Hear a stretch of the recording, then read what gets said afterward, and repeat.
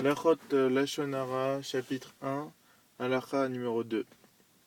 Donc le Chafetz Chaim décrit que le nombre d'interdictions qu'il y a dans le Lashon Hara, donc on en arrive à un décompte de 31 misvot.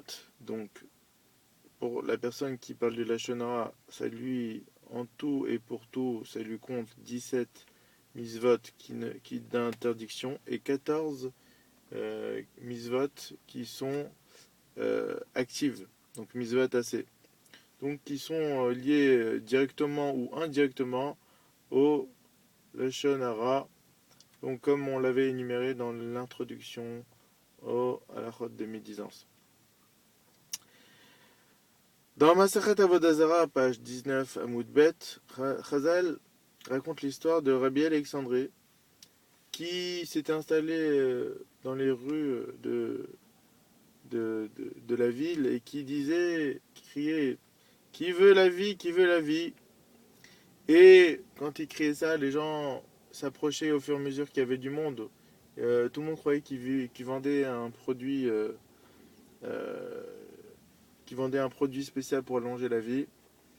Et alors, Rabbi Alexandre, il leur a dit le verset de Télim bien connu, dans Télim 34. Mi Aish Shechaves Reim, Oev Yamim Lerotov, Nitsor Leshon Ramera, Osfatera, Midaber Merma. Qui est la personne qui veut la vie, qui aime les jours pour avoir une bonne vie. C'est celui qui retient sa bouche de dire du mauvais et sa langue de dire de la médisance. Donc au début, évidemment, les gens ils pensaient euh, que ils vendaient un élixir de vie, quelque chose de spécial. Donc ils pensaient que c'était quelque chose de matériel, donc un médicament. Alors ils ont voulu tous acheter. Et le chidouche de Rabbi Alexandrie, c'est que en fait, que il était justement venu leur dire que ils vendaient et pas quelque chose de matériel, c'était pas un médicament, c'était quelque chose de spirituel. À savoir que David Ameller nous dit dans Télim que celui qui fait attention à sa parole, eh ben cette parole-là, grâce à ça, il pourra vivre longtemps dans ce monde-là.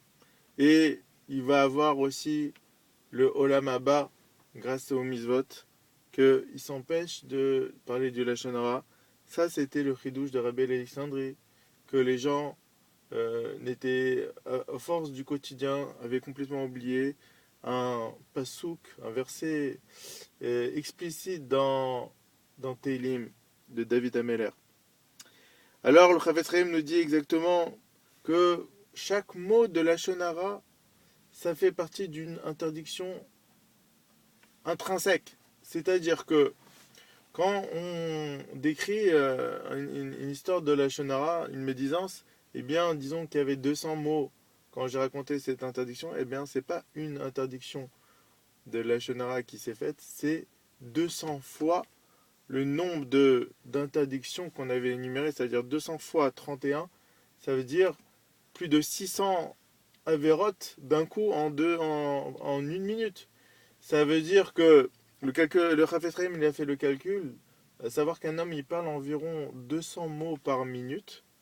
Donc si on fait son calcul, si chaque jour une personne dit du Lashon Hara, ça lui fait, disons, 600 interdictions par jour, au minimum, ça si c'est une personne qui fait un petit Lashon Hara par jour, on en arrive à 600 fois 365, ça fait plusieurs milliers d'avérotes.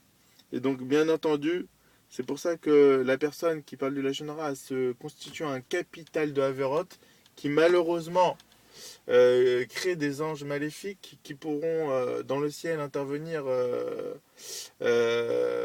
contre lui. Si Chaz Shalom, il y a un digne qui se fait un jugement dans le ciel, eh bien tous ces anges maléfiques qui sont créés par cette parole-là, ils vont intervenir de manière conséquente par rapport à ce qui va lui arriver.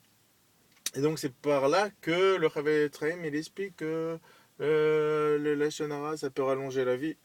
Ça rallonge la vie. Et l'effet inverse malheureusement quand la personne se constitue un capital de Lashon Hara qui raccourcit la vie s'il ne fait pas attention à chaque mot, chaque parole mauvaise qui sort de sa bouche. Donc, c'est l'essentiel de ce que voulait dire le Chafetz Chaim pour expliquer ce verset-là de David Ameller.